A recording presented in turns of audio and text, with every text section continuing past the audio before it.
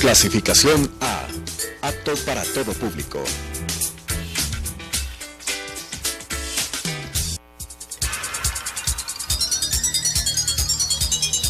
Las opiniones vertidas en este espacio por la producción y dirección del programa son de exclusiva responsabilidad de sus autores y de quienes intervienen en ellos.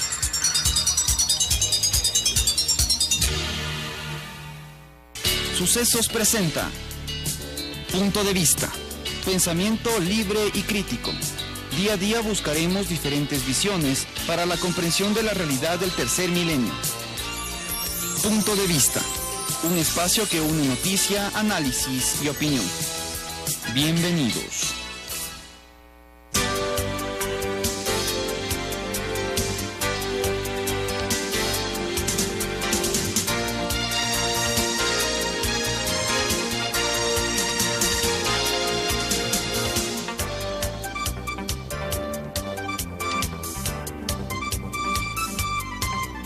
Gracias por estar con nosotros. Como lo habíamos anunciado, estamos con el superintendente de comunicación, quien es Carlos Ochoa. Con él queremos hablar sobre cómo se está difundiendo la ley de comunicación. ¿Es una herramienta que ayuda a mejorar la comunicación o ha generado algún tipo de problemas? ¿Cómo analizar la ley cuando usted es quien la difunde y la hace cumplir? Porque se habla de que ha traído temas como autocensura. Yo creo que quienes hablan de autocensura, buenos días ante todo a quienes nos escuchan, proviene de un sector que está interesado, por un lado políticamente, por otro económicamente, de desprestigiar la ley de comunicación, desprestigiar la superintendencia, desprestigiar a Carlos Ochoa. Creo que los medios de este país, una gran parte de ellos, estuvieron acostumbrados a hacer lo que ellos querían sin tener ningún tipo de otra parte que estuviera viendo lo que se hacía, viendo lo que se emitía. Había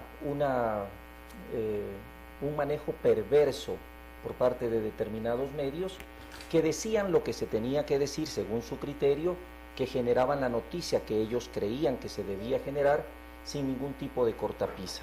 Nosotros podemos analizar varias cosas, como aquel derecho a la rectificación y derecho a la réplica, pero no se aplica en todos los espacios. Ese es su criterio, yo no lo comparto. Usted no lo comparte, pero por ejemplo, los enlaces sabatinos que ocupan un X tiempo aire en diferentes medios. Porque ahí no hay posibilidad de rectificación o de réplica. Si el señor vicepresidente, que es quien ha estado a cargo de los enlaces últimamente, o el propio señor presidente, genera una crítica a un sector mediático, político, empresarial, no hay posibilidad de ocupar el mismo espacio. Por eso es que quedan algunas dudas. Hay espacios y espacios. En unos, usted dice, se puede garantizar, pero en otros no es posible. Según usted, que conoce más la ley que yo a nivel general, y las autoridades, en este caso yo, puedo hacer exclusivamente lo que me permite la ley. Esa es parte de esta discusión que se ha generado en el país. ¿Qué dice la ley? Medios de comunicación social, artículo 5, para efectos de esta ley, estamos hablando de la ley, se consideran medios de comunicación social a las empresas, organizaciones públicas, privadas y comunitarias, así como a las personas concesionarias de frecuencias de radio y televisión que prestan el servicio público de comunicación masivo y que usan como herramienta medios impresos o servicios de radio, televisión, audio y video por suscripción. ¿Encaja en esa figura una autoridad pública? No hablemos del presidente, no hablemos del vicepresidente. Hay varios espacios, hay varios alcaldes, gobiernos provinciales que ocupan espacios. La ley controla medios de... decide ocupar espacios en donde hace declaraciones. No hay posibilidad de... ¿Por qué razón no puede haber?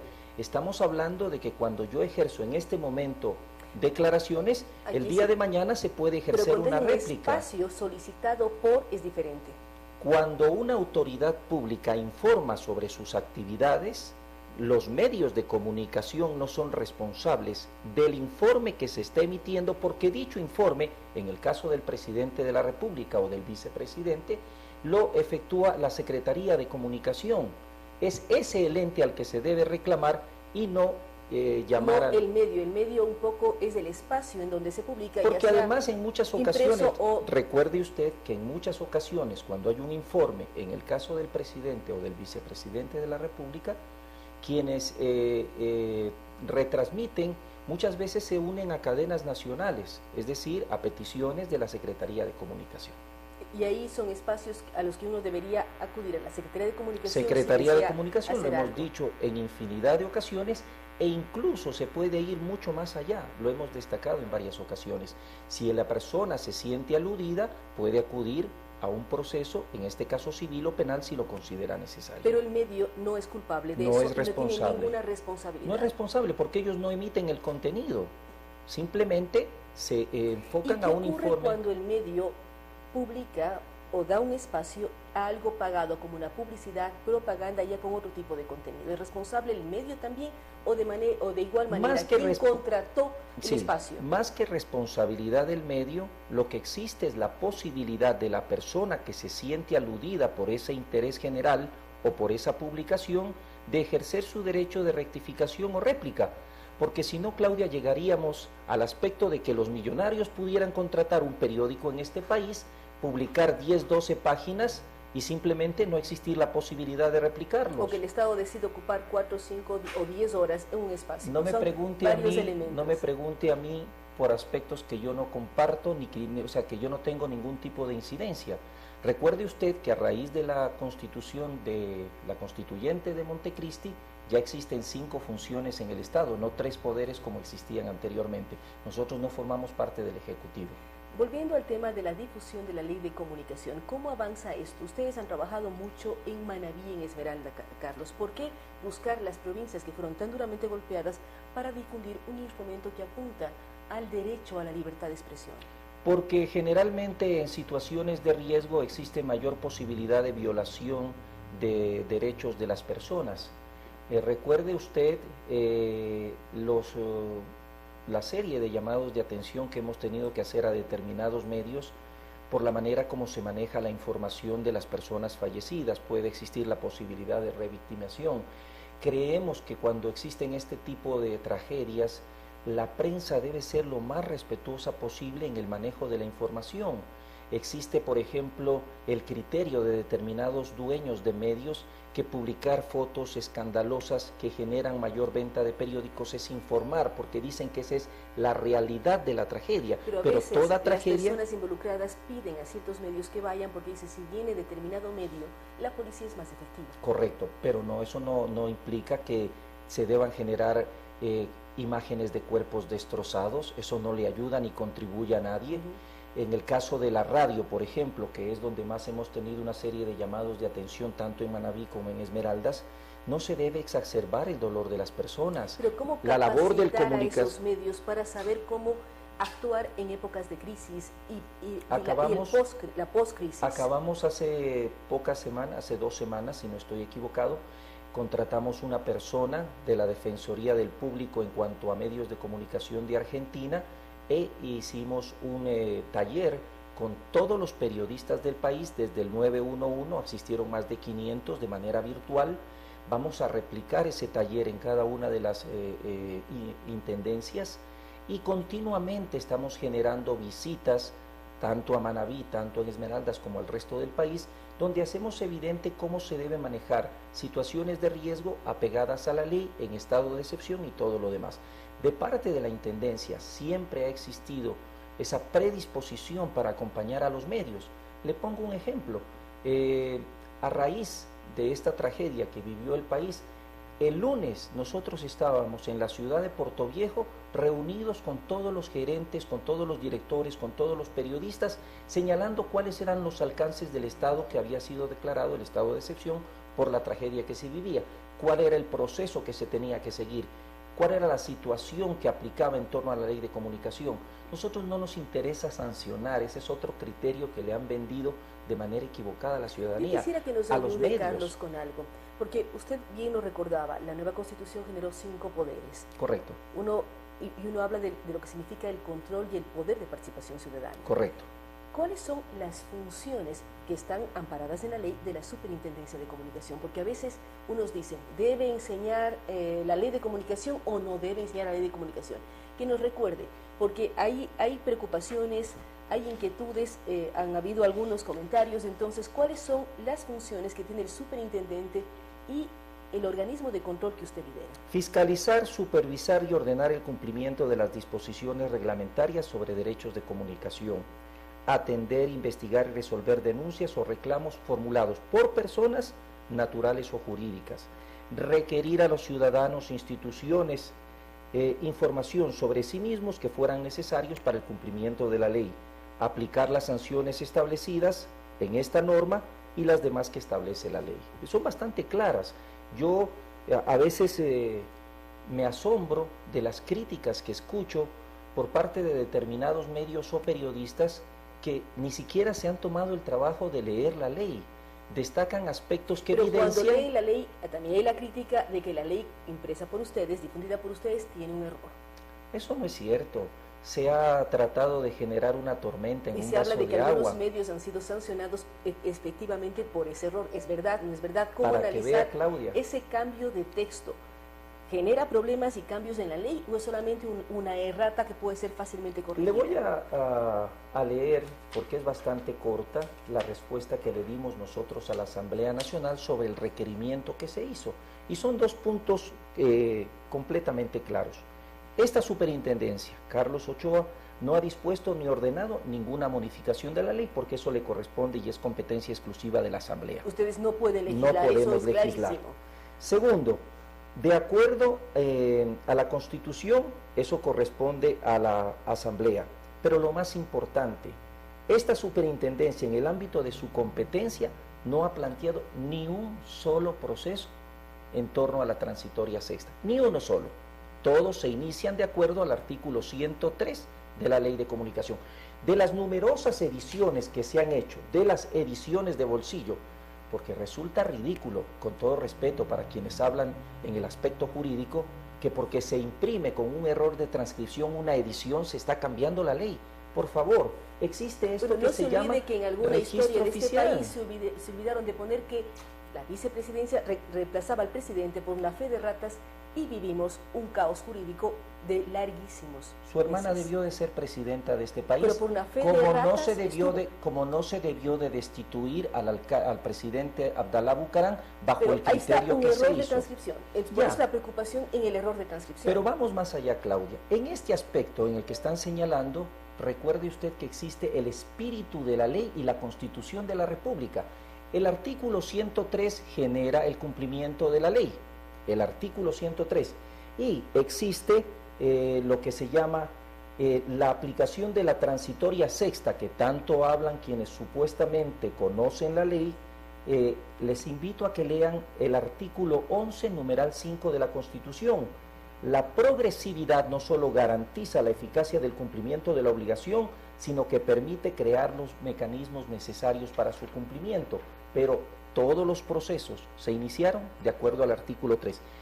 Que una edición de bolsillo de las casi 70 que deben de existir en el país tuvo un error de transcripción, no implica que se cambie la ley. Se está acusando al superintendente de generar una falsificación de documento público. Afortunadamente estamos en un Estado de Derecho, han presentado la denuncia en la Fiscalía, iremos a la Fiscalía y evidenciaremos la total inocencia tanto de la superintendencia como del superintendente. Ahora, acuérdese usted, Claudia, y usted lo ha vivido, y su familia también, que estamos en un proceso electoral. Y existen determinados políticos que jamás pudieran salir en los medios de comunicación si no hablan mal de la ley de comunicación, valga la redundancia. No, aquí somos un medio que damos espacio a todos los sectores, a todos porque tienen que dar su opinión, dar su enfoque de lo que está viviendo el país, la ley, el mundo internacional. Pero ¿cuál es la obligación también del periodista? Cuestionar al entrevistado cuando éste, a sabiendas, está mintiendo o desinformando a la ciudadanía. Es que uno cuestiona en diferentes aspectos. Por ejemplo, ahora hay la duda del tema de la ley, y no es solamente porque uno piense o tal cosa como periodista, sino es el sentir, el revisar medios y el prepararse. Le voy a leer rápidamente el artículo 103 para que la ciudadanía quede clara. ¿Qué dice el artículo 103? Iba a preguntar, ¿esta ley fue impresa por la superintendencia o es otra otra versión de la ley. Esta que tengo yo fue impresa por Diario El Telégrafo. Para que vea, hay ediciones que han sido impresas por el Cordicón, Diario El Telégrafo publicó varias versiones, pero lo importante es esto. Esto se llama registro oficial y esta es la base de la ley. Y con esto es que nosotros trabajamos durante cualquier proceso. El artículo 113 es bastante claro, dice: en los casos de estación de radiodifusión sonora que emitan programas musicales, la música producida, compuesta o ejecutada deberá representar al menos el 50% de los contenidos musicales emitidos en todos sus horarios. Yo creo que más claro que eso no existe. No, es la ley del 1 por 1, más conocida, que tenemos que presentar y tener en el tema musical 50% creaciones o interpretaciones ecuatorianas y 50% de cualquier parte que uno decida. Ahora, Carlos, ustedes también estaban proponiendo reformas a la ley de comunicación. ¿Qué pasó con este proyecto que ustedes habían planteado? Nosotros tenemos listo la propuesta, pero recuerde usted que existen tiempos políticos, no solamente del país, sino también de la Asamblea. La Asamblea en estos últimos meses ha estado generando una serie de leyes. Ha estado con proyectos económicos urgentes. Proyectos económicos urgentes, entonces obviamente tenemos que esperar el momento político, timing, como dicen los gringos, esa palabrita que les gusta tanto a algunas personas. Sí, pero el timing, como usted dice, ¿cuándo va a ser si empezamos en proceso electoral? Yo creo Vamos que a acabar las entrevistas con uno de los miembros del Consejo Nacional. En el tema de las elecciones a nosotros no nos preocupa porque nosotros no tenemos ningún interés en el campo político. A nosotros lo que nos interesa es que esta ley que va a continuar a futuro genere el espíritu y lo que inspiró a la Asamblea Nacional. Por ejemplo, acabamos de generar por medio, el Cordicón acaba de generar un cambio en el artículo 103. La Asamblea aprobó en su momento el control mediante programas. Se creyó y se presentó por parte de una emisora, y nosotros apoyamos ese cambio al interior del Cordicón, de que se debía de controlar por lapso de tiempo y no por programas, para permitir que cada emisora tenga su propia programación, su propia identidad. ¿Qué significa la diferenciación entre lapso de tiempo y por programas? Por decirle algo, existen programas de música de los años 70 en inglés, rock en inglés, música clásica, aunque existe música clásica interpretada por grupos. O puede pensar en el maestro Guevara, pero son muy específicos. Por eso, entonces, para que cada emisora tenga su propia identidad, ¿qué hicimos nosotros? Que se planteó por parte del Cordicón, que se planteó por parte de diversas emisoras, que se controle por lapso de tiempo. Es decir, ahora se está aplicando el artículo desde las 5 de la mañana hasta las 24 horas. En ese lapso de tiempo, si la emisora interpreta 100 canciones, 50 deben ser producidas, ejecutadas o interpretadas por artistas nacionales. Esto que le permite a la emisora generar programas de música nacional, mantener su identidad, mantener el espacio al que está dirigida esa emisora, y de esta manera se cumple la ley de una mejor manera. ¿Y esta modificación ya fue autorizada? Ya fue autorizada por el Cordicón, está siendo ya implementada. Otro de los temas con los que nos topamos nosotros en la interpretación de la ley. Es importante volver, es por tiempo. De 5 de la mañana a 24 horas, durante ese lapso se contabiliza el número de canciones y el 50% ya no por programa. Esto permite que cada cual tenga su propia grilla de programación. Otro de los aspectos, existen determinados medios que a sabiendas violan la ley. ¿Por qué razón? Porque creen y saben que la única sanción posible es un llamado de sanción. A sabiendas viola la ley. Igual, cuando uno conduce y habla por teléfono, está a sabiendas violando la ley. Ya, pero usted manejando, la única persona que se podría hacer daño es usted o otra persona. En este caso, con una información totalmente descontextualizada, pueden acabar con la honra y la vida de una familia o de varias familias. Eso es realmente... ¿Y por qué usted dice esto de que a sabiendas violan la ley? Porque la única sanción es un simple llamado de atención. Existen medios que se debería diariamente generar por lo menos 25 o 30 llamados de atención, y por eso violan a sabiendas la ley. ¿Qué creemos nosotros? Que la ley debe modularse para que de esta manera, si un medio de manera reiterada viola la ley, se pase de un llamado de atención a una sanción pecuniaria o a otro tipo de llamadas. Pero las propuestas no solamente están en endurecer la ley, como se dice de manera equivocada. Estamos planteando que si durante el proceso el medio de comunicación llega a un acuerdo con la persona o la institución que se ha sentido conculcada en sus derechos y llegan a un acuerdo de mediación, se suspende el proceso. Estamos dando paso a esa situación. Estamos planteando que en vez de sanciones económicas para los medios, estos puedan ofrecer espacios culturales a instituciones o otro tipo de reparación sin necesidad de pagar una sanción. Estamos generando una modulación en cuanto al número de salarios básicos en cuanto a la sanción. En este momento dicen 10 salarios básicos. Creemos que se debe generar la propuesta que diga de 1 a 10 salarios básicos. ¿Por qué razón? Porque no es lo mismo que un medio nacional que tiene posibilidad económica que un medio regional o local que no genera ese mismo. Pero lo que preocupa es que hay más sanciones y cuando uno... Pero le acabo de mencionar que no hay sanciones. Cuando uno ejerce una serie de elementos, muchas veces se equivoca, en su vida diaria se equivoca. Entonces, ¿cómo garantizar que uno puede rectificar, no por miedo a la ley, sino porque existe otro nivel de respeto a la opinión pública? Claudia, si usted se equivoca, en primer lugar, es honesto por parte del periodista y del medio salir a decir... ¿Cuántas veces usted como periodista reconoció que se había equivocado? En múltiples ocasiones. Le voy a contar una que ha sido muy conocida y que generalmente la ponen en la palestra.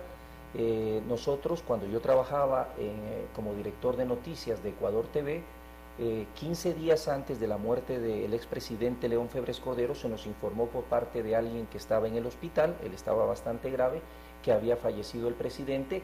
Yo estaba en un programa en vivo al aire, se me informó por este aparatito que usamos nosotros y se volvió a ratificar que el expresidente había fallecido. En el momento en que emitimos la noticia, se nos llamó por parte de un familiar, en este caso la hija del expresidente, y se nos dijo que no era así, que había tenido una crisis, pero que seguía vivo.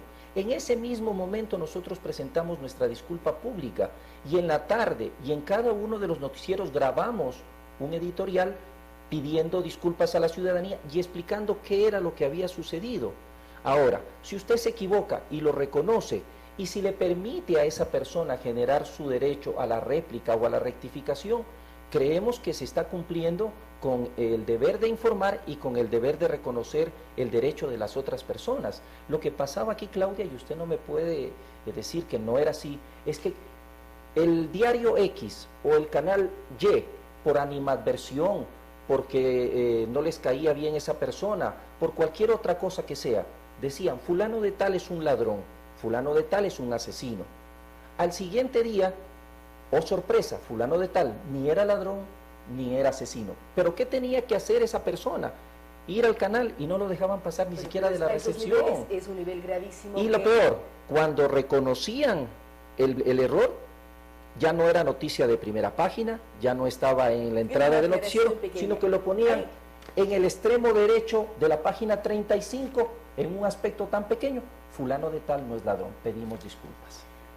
Son una serie de elementos que esperamos que esa simetría perversa que existía entre los medios de comunicación y la ciudadanía es lo que ha venido a solucionar la ley de comunicación. Y por eso es que a algunos sectores no les interesa que exista ley de comunicación. ¿Cómo puede ser posible que en un momento dado en este país 8 familias hayan dominado cerca del 70-75%? Para esas 8 familias, tengo que haber trabajado y siempre fui fui cuestionador en cada uno de ellos, porque ahora dicen que yo no los cuestionaba. Yo cuestioné adentro y defendí los derechos míos y de mis compañeros, y por eso tengo yo, y cualquiera le puede decir ahora cuál fue mi manera de trabajar al interior de los medios cuando estuve con ellos, siempre cuestionador. Hay varios temas, lo importante es debatir la famosa ley de comunicación, poner los criterios. Hay cosas con las que uno puede estar de acuerdo y cosas con las que uno no puede estar de acuerdo. Hay muchísimos temas que se pueden hablar horas del tema. Agradecemos, por lo tanto, la presencia del señor Superintendente de Comunicación, licenciado Carlos Ochoa, en este espacio. Él ha dado y ha expresado su opinión frente a esa modificación, esa errata que se cometió en una de las publicaciones. Dice, hay 70 ediciones de la Ley de Comunicación, en una hay un problema, nos ha leído los artículos, también nos ha presentado lo que se ha decidido y se está presentando como Cordicom para lo que significa el 1 por 1. Él habla de franjas horarias que arrancan a las 5 de la mañana y terminan a medianoche, y que los medios de comunicación, en este caso radiales, decidirán cómo planifican para que exista equilibrio entre compositores, intérpretes, creadores de música nacional y el mundo internacional, no midiendo por programa, sino a lo largo de todo un día. son una serie de elementos interesantes. Gracias nuevamente, Carlos. Quien quiere tener derechos, y eso hay que recordarles a los propietarios de los medios, quien quiere tener derechos debe tener obligaciones.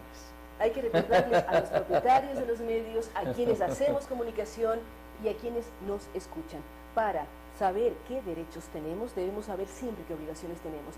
Desde los niños que pueden ya votar ahora a los 16 años. Bueno, son jóvenes. Son jóvenes, pero no pueden casarse, no pueden beber, no pueden conducir, no pueden viajar, pero tienen la obligación de ir a las urnas para elegir sus mandatarios. Es optativo, de 16 a 18. Entonces, ¿cómo ejercer sus derechos? Galeano decía que llama la atención que tengan tanta libertad de expresión para decir que no existe libertad de expresión.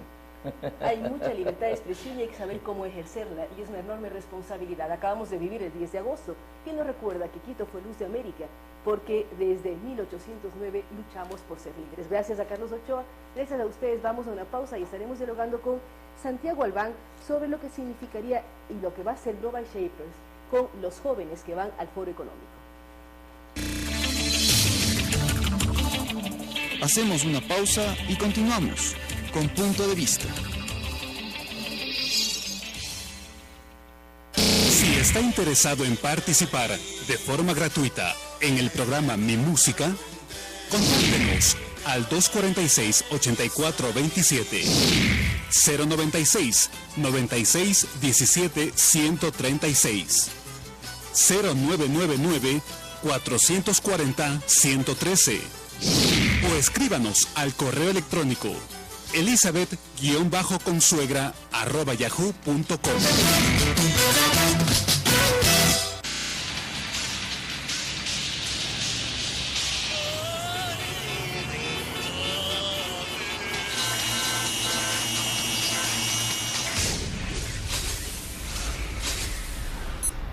Tómelo con calma.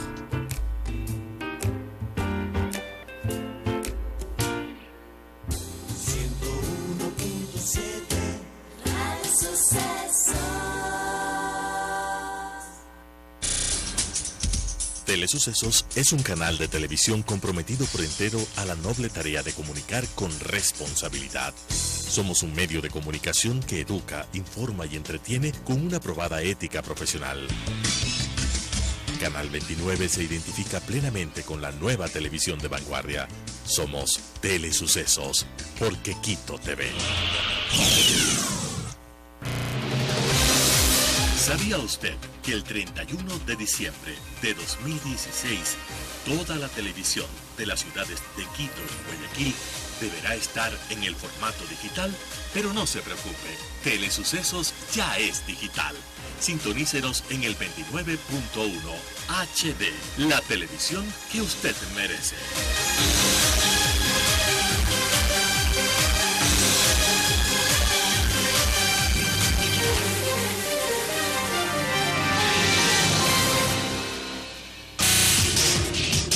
Telesucesos es el primer noticiero de texto en la televisión ecuatoriana.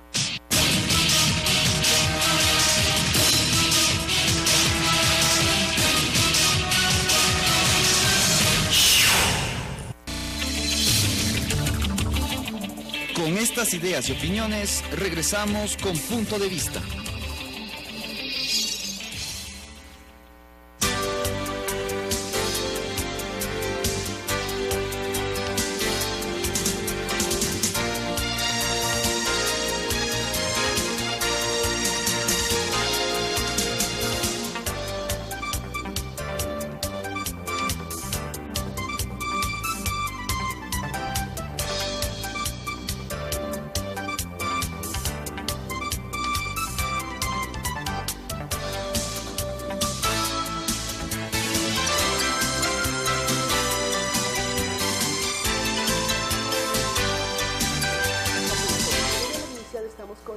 Santiago Albán.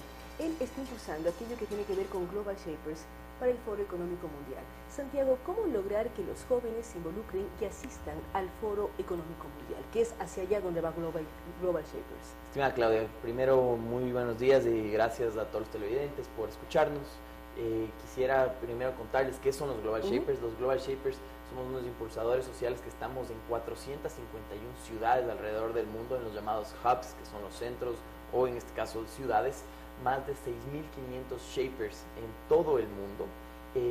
Esto es una iniciativa que se apalanca en el Foro Económico Mundial, que es una institución gigantesca que está basada en Suiza, y en este caso es básicamente una versión para jóvenes de entre 20 y 30 años, dentro de los cuales en Quito existimos 15 al momento, y por eso estamos en un proceso de reclutamiento que avanzará hasta el día domingo 21 de agosto, es decir, 3 días más. Y en este caso nosotros tenemos básicamente algunas iniciativas de carácter social para mejorar nuestras comunidades. O sea, en Quito tienen 15, yo no sé si son muchos o son muy pocos, no sé cómo podemos tener comparación. ¿Por qué hasta el día domingo 21 y cómo los jóvenes entre 20 y 30 años que nos están escuchando y nos están mirando podrían ser parte de? A ver, les cuento. Básicamente nosotros tenemos algunos canales a través de los cuales pueden los interesados aplicar. No se olviden que tienen que ser jóvenes de entre 20 y 30 años, tener potenciales especiales. Ojalá que nosotros podamos tener jóvenes líderes en las comunidades diversos. Nosotros somos muy inclusivos en la comunidad de los Global Shapers aquí en Quito. Existe otro hub que es en Guayaquil.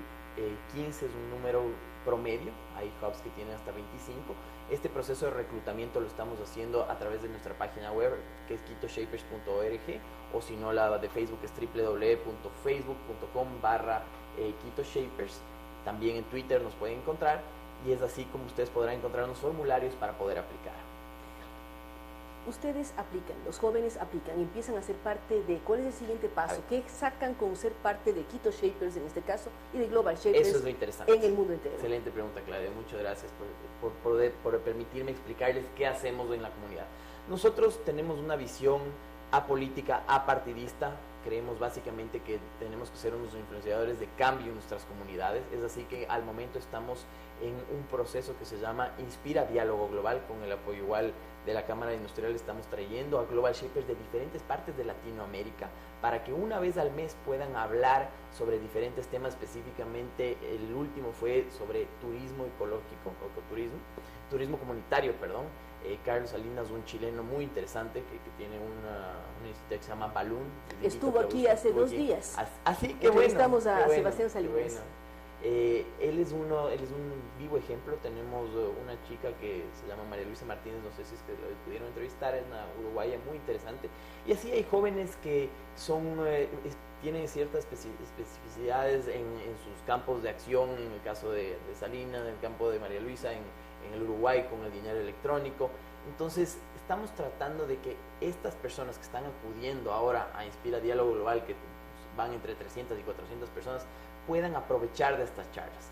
El año pasado tuvimos también otra iniciativa que fue impulsar a emprendedores en la ciudad, y no solamente queda ahí. Cuando pasó el desastre del terremoto el 16 de abril, iniciamos un proceso de crowdsource funding, que es la recolección de dinero a través de una plataforma tecnológica de internet, y levantamos $125,000 para la Cruz Roja Ecuatoriana, lo cual eso demuestra cuál es el compromiso de los Global Shapers. Es una forma de que los jóvenes puedan compartir con nosotros, hacer unas actividades de networking, de conocerse unos a otros, pero sobre todo el énfasis es en apalancarse para poder ayudar a las comunidades. Es el trabajar en equipo y demostrar fortalezas en conjunto.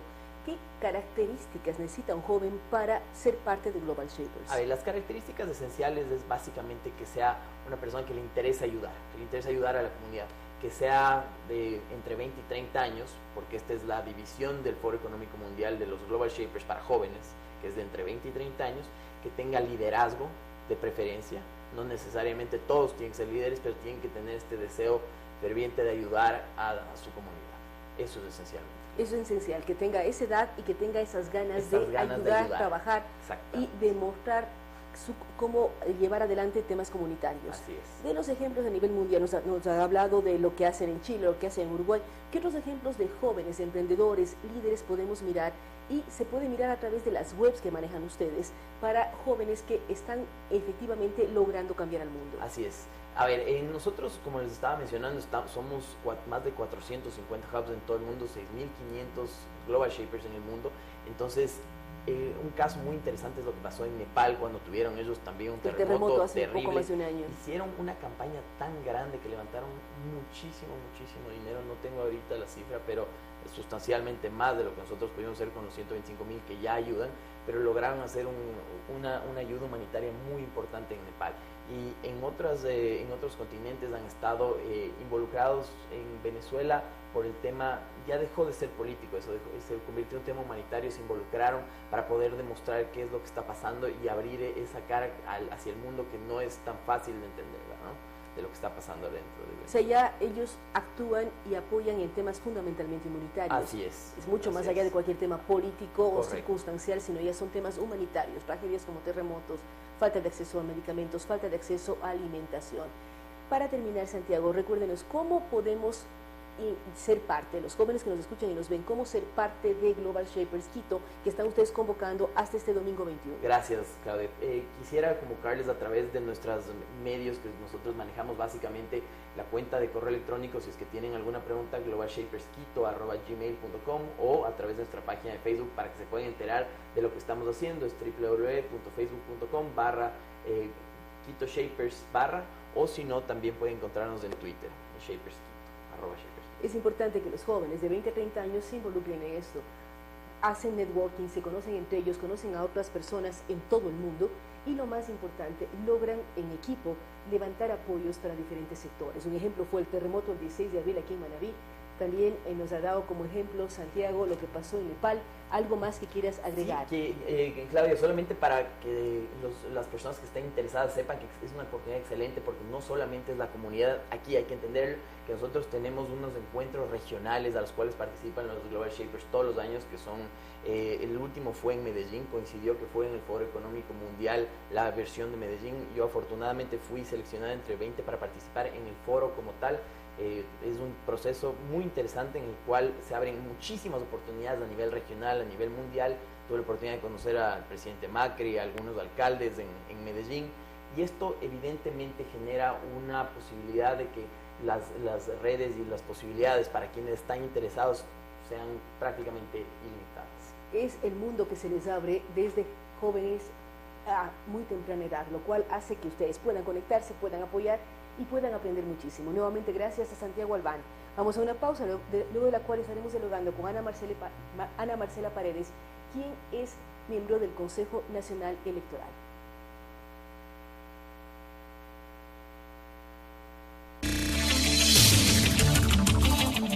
Hacemos una pausa y continuamos con Punto de Vista. Si está interesado en participar de forma gratuita en el programa Mi Música, contáctenos al 246-8427, 096 96 17 136, 0999 440 113, o escríbanos al correo electrónico elizabeth-consuegra@yahoo.com.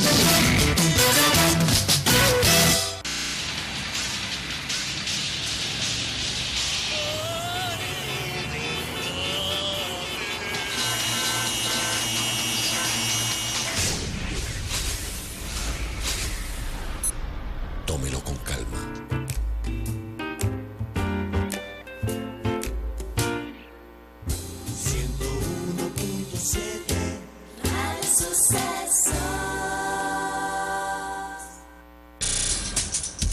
Telesucesos es un canal de televisión comprometido por entero a la noble tarea de comunicar con responsabilidad. Somos un medio de comunicación que educa, informa y entretiene con una probada ética profesional.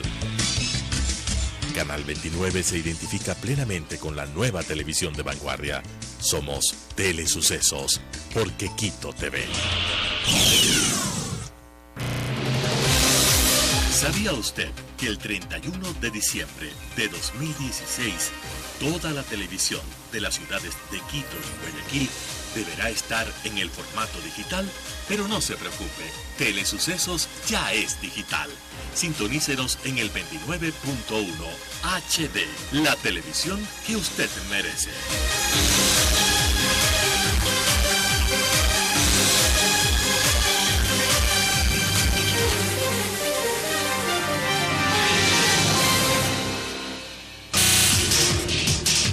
Sucesos es el primer noticiero de texto en la televisión ecuatoriana.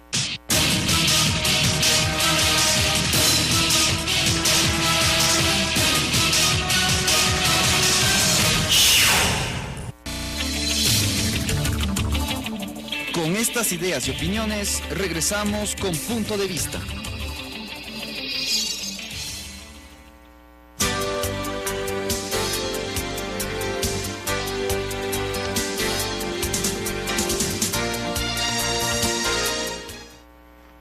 Gracias por estar nuevamente con nosotros. Damos la bienvenida a Ana Marcela Paredes. Recordamos que ella es consejera del Consejo Nacional Electoral, que acaba de analizar todo el tema de firmas, todo el tema de inscripciones de los movimientos y partidos políticos. Ana Marcela, ¿qué pasó con los resultados? ¿Cuántos movimientos y partidos ya están inscritos? ¿Y cuál va a ser el proceso para las elecciones de febrero del 2017? Bueno, muy buenos días. Gracias, Claudia, por esta gentil invitación. Efectivamente, hasta la fecha de ayer, y de acuerdo a lo que hemos planificado como Consejo Nacional Electoral, son 168 organizaciones políticas con las que contamos a nivel nacional. De ellas, 70 podrán terciar en los comicios de febrero del 2017 y de ellas son 16 de carácter nacional. Hablamos de 9 partidos políticos, son 7 movimientos nacionales y son 54 los movimientos provinciales. Es decir, para presidente o presidenta podrían terciar los 7 partidos políticos y los 9 movimientos políticos, y los 54 movimientos políticos provinciales podrían hacerlo para las asambleístas o asambleístas. ¿Cómo ha sido manejado el proceso de análisis de firmas, de inscripciones, que ha sido un proceso en que muchísimos han estado pendientes porque trabajaron en recolección de firmas? Vemos partidos y movimientos como Democracia Sí, el grupo de Juntos Podemos, de Azuay, del prefecto Paul Carrasco, no lograron conseguir. ¿Qué ocurre con aquellos que no lo lograron? ¿Cuándo pueden volver a presentar las firmas que les faltan en este caso? Bueno, realmente el proceso de verificación de firmas requiere de toda una metodología que la hemos instalado en el COSFA, en el antiguo Comisariato de las Fuerzas Armadas, y al momento tenemos 100 personas que están verificando y cumpliendo con todo el procedimiento que implica la verificación. Ahora, no es un proceso sencillo, parte primero de un formulario que debe tener una firma de respaldo, una firma de responsable, en el que constan 8 firmas.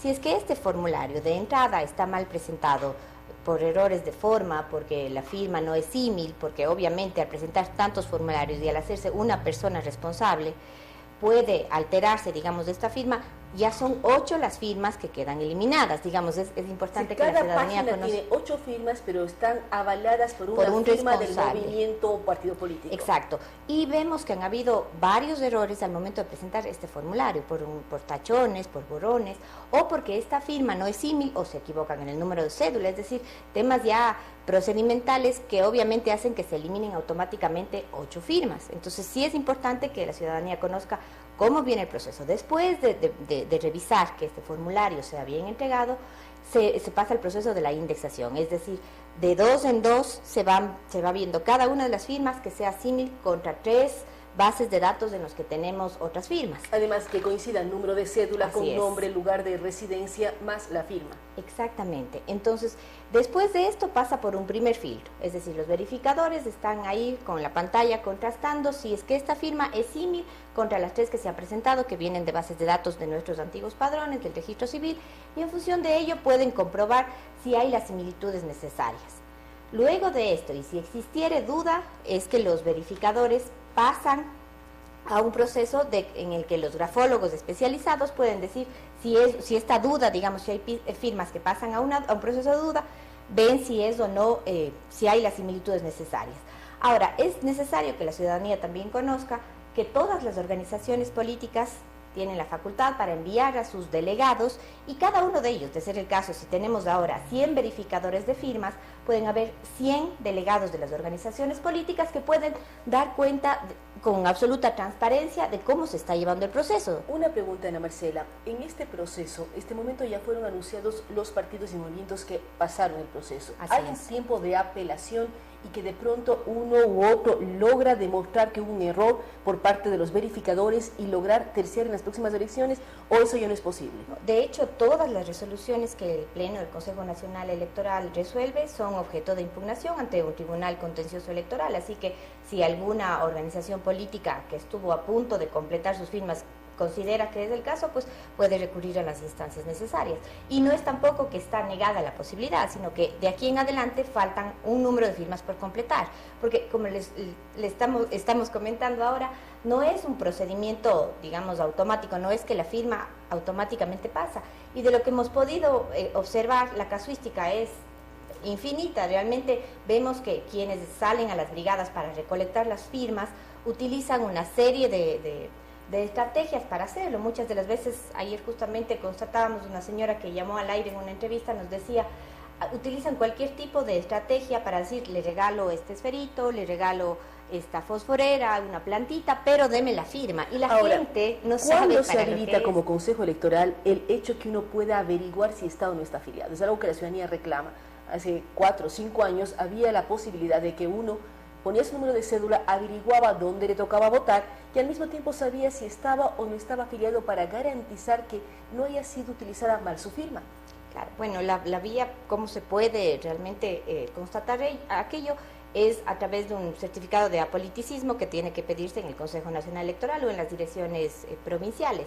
Pero aquí el tema, digamos, no termina ahí.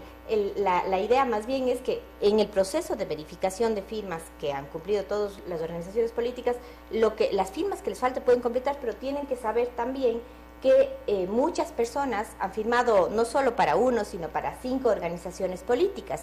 Y obviamente, si es que mientras más tarde llegan estas firmas, más tarde se eliminan también, digamos, a las primeras organizaciones si les que llegaron firmas y vuelven a entregar, ya no entran en este proceso electoral. A este ya no, porque el plazo cumplió. Es decir, el 18 de julio era el plazo para que puedan entregar las firmas y el 18 de agosto, el día de ayer, ya dimos a conocer a la ciudadanía, luego de los informes presentados, cuáles son las organizaciones políticas que pueden terciar en las elecciones del 19 de febrero del 2017. Volviendo al cronograma electoral, el 18 de octubre se convoca.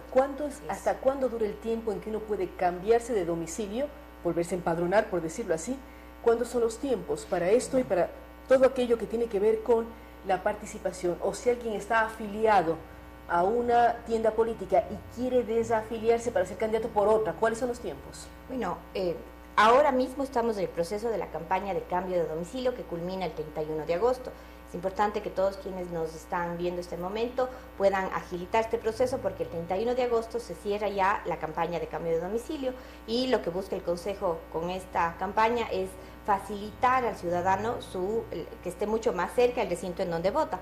Y esto culmina el 31 de agosto. En el otro tema, pues puede hacerlo el momento que quiera, puede acercarse a las oficinas del Consejo Nacional Electoral y pedir un certificado de apoliticismo para verificar que no está inscrito en ninguna de las organizaciones. Y desafiliarse para poder participar o no participar, eso ya en las siguientes elecciones.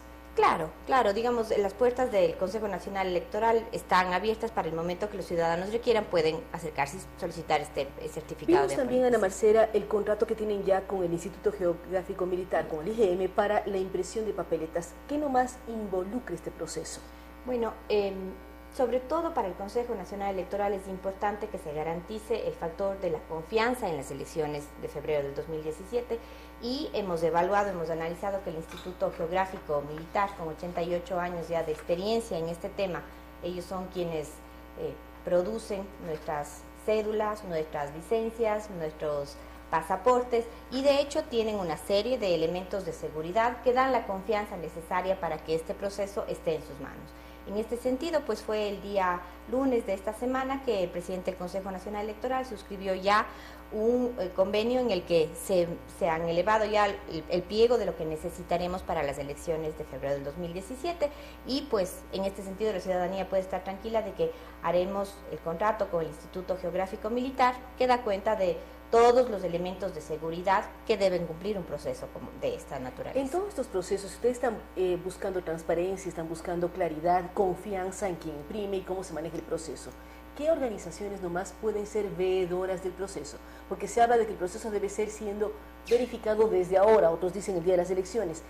¿Cómo involucrar a más organizaciones? Uno piensa a los observadores de la OEA, piensa una serie de ONGs a nivel nacional e internacional. ¿Cómo ser parte para ser veedores de la transparencia del proceso? Bueno, puntualmente, si como ciudadanos quieren ser observadores nacionales, la convocatoria se abre el 2 de enero, así que cualquier ciudadano que considere que quiere ser parte de este proceso y observar cómo se realizan las elecciones puede hacerlo el 2 de enero. Ahora mismo nosotros tenemos una serie de auditorías a cada uno de los procesos que implican la jornada electoral, y en este sentido las organizaciones políticas han sido parte ya de todas estas auditorías, de cada uno de los procedimientos, de cómo se conforma los miembros, cómo se seleccionan los miembros de la Junta Receptora del Voto, cómo se hace la distribución de las papeletas. Todos estos procedimientos son objeto de auditoría y las organizaciones políticas han venido siendo parte. Ahora, como observadores internacionales, de hecho, se seguirá igual con la línea que hemos tenido en elecciones pasadas. Están invitadas los organismos de cooperación internacional, está OEA, ahora mismo estamos con reuniones con UNASUR, y el Consejo Electoral de UNASUR, por supuesto, está afinando todos los detalles para que sean parte de esta jornada electoral, no únicamente el día de las elecciones, sino previamente, porque la fase electoral implica todo un procedimiento previo. Empezó durante, ya, por decirlo así. Claro, estamos en pleno proceso electoral. Claro que sí, este rato estamos ya con todo, trabajando acorde a lo que hemos planificado, con todos los procedimientos que estaban previstos, dando a conocer a la ciudadanía las organizaciones políticas que pueden terciar. Igualmente es importante que la ciudadanía conozca que durante el mes de septiembre nosotros publicaremos el registro electoral, y cualquier reclamo administrativo puede hacerse durante esta fecha, durante el mes de septiembre.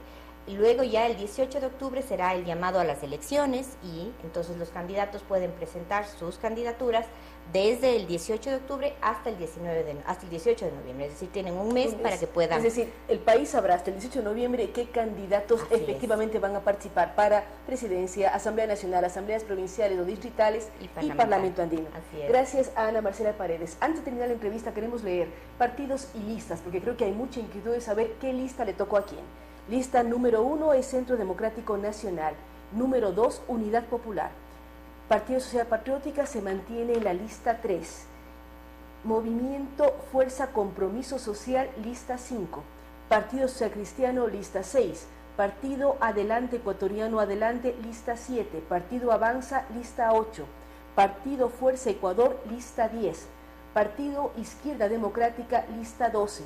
Partido Socialista Ecuatoriano, listas 17, Movimiento de Unidad Plurinacional Pachacutic, listas 18, Movimiento Unión Ecuatoriana, listas 19, Movimiento Creo, listas 21, Movimiento Suma, listas 23, Movimiento Alianza País, listas 35 y Movimiento Concertación, listas 51.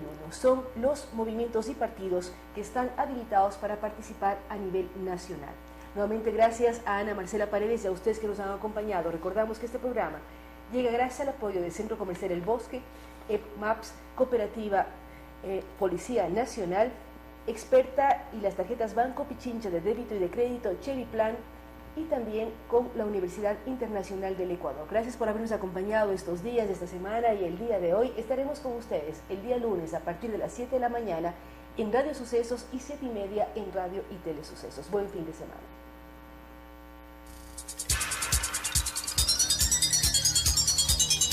Las opiniones vertidas en este espacio por la producción y dirección del programa son de exclusiva responsabilidad de sus autores y de quienes intervienen en ellos.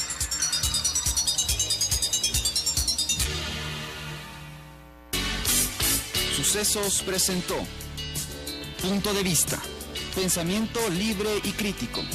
Día a día buscaremos diferentes visiones para la comprensión de la realidad del tercer